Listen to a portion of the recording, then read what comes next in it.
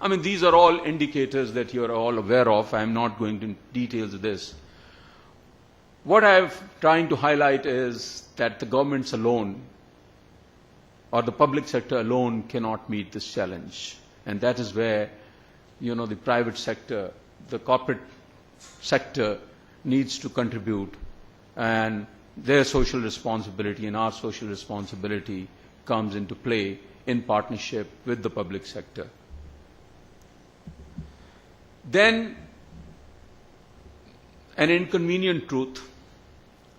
The model of development that we have seen, ladies and gentlemen, over the last 200 years, since actually 17th century industrial revolution, industrialization started in the West, the 18th, 19th centuries, mechanization and industrialization, and 20th century, we have seen enormous escalation of consumption of fossil fuels, CO2 emissions, and, excessive consumption without, any comparable productivity increases. We have seen more urbanization. We have seen overpopulation. So there has been resource depletion and pollution at a rapid pace, the pace that the world cannot sustain.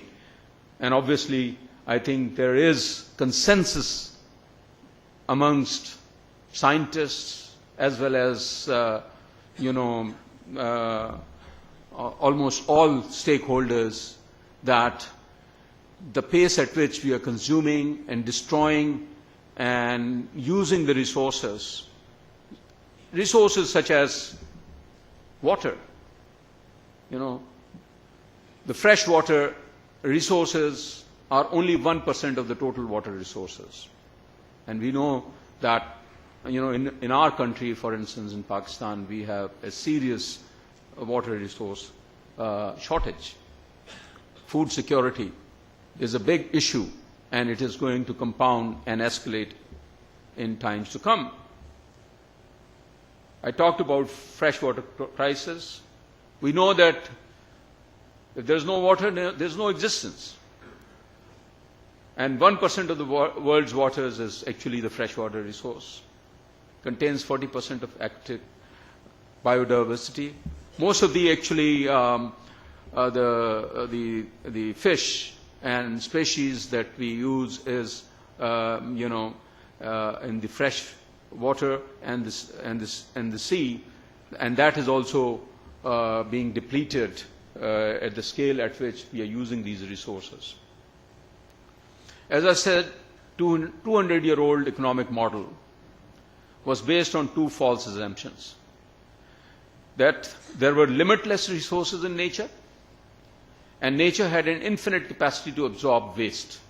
Obviously, these are fictions, these are false assumptions, and we have to now do something about it. Global warming, that is taking place. I think I will not go into, because I have too many slides in this, and I think the time available is I will not be able to complete all of them. But we know that greenhouse gases and global warming is taking place, and the scale at which it is taking place, we will see the rise in the sea waters and floods and natural disasters.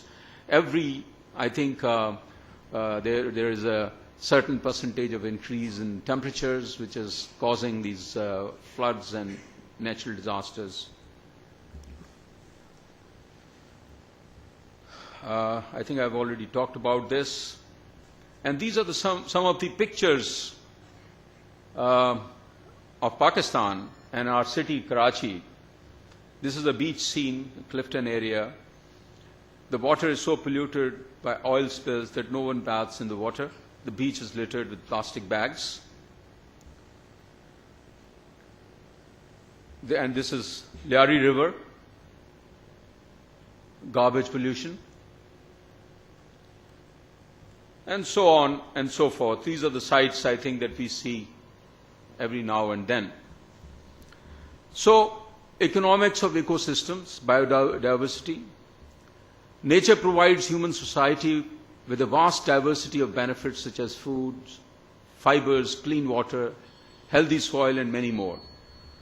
Though our well-being is totally dependent upon the continued flow of these ecosystem services.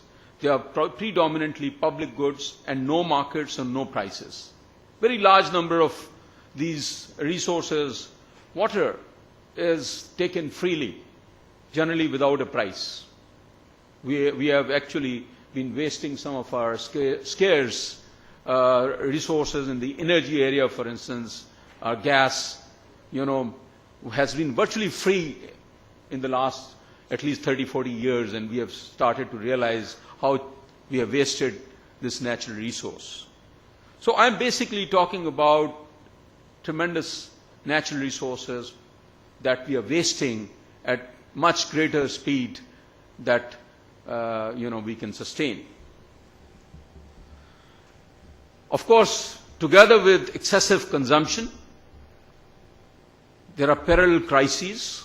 We saw the financial crisis in the last 2-3 years. In Pakistan, we continue to have several crises spilling over into economies. Climate change crisis, ecosystem, natural resource crisis.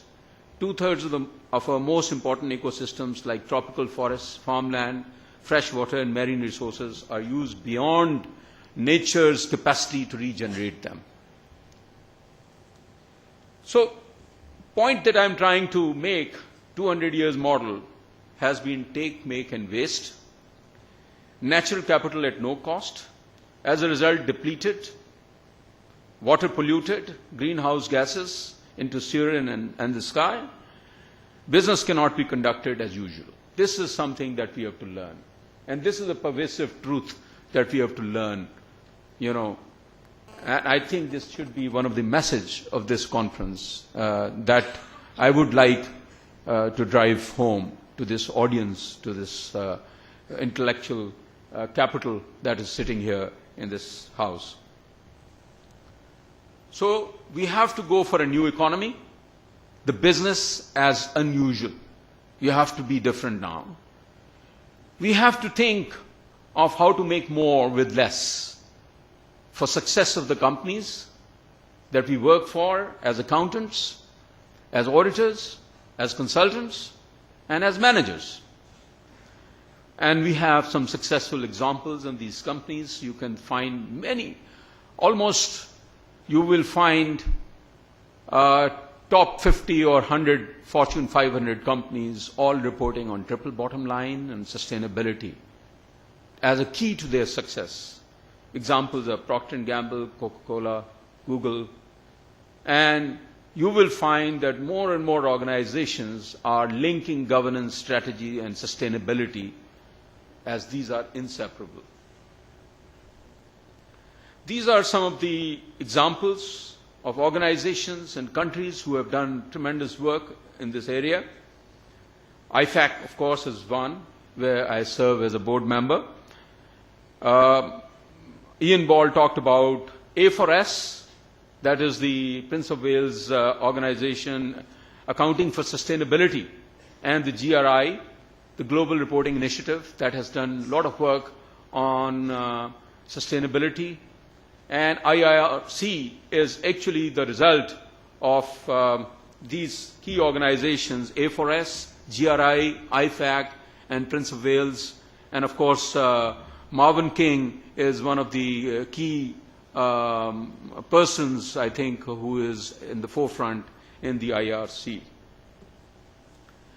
I would also, as I said, strongly recommend, we are currently, I think this session was supposed to have been chaired by the chairman of the SEC. Unfortunately, Chairman SECP Pakistan could not come due to some unavoidable engagement that he had.